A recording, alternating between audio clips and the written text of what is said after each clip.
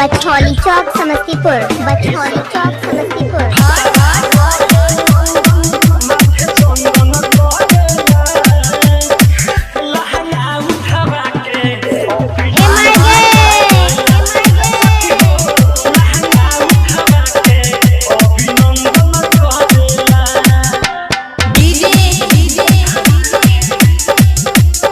Rahul Raj, Bachhauli Chowk Samastipur, Rahul Raj, Bachhauli Chowk Samastipur.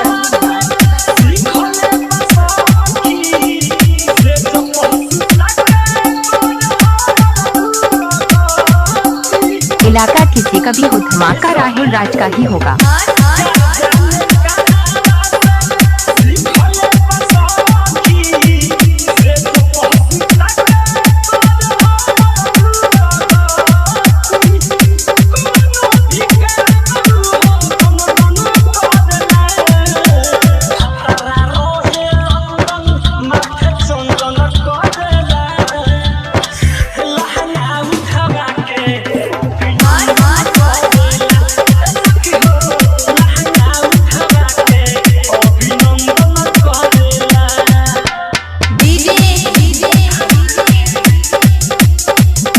DJ Rahul Raj, Bachhauli Chowk Samastipur.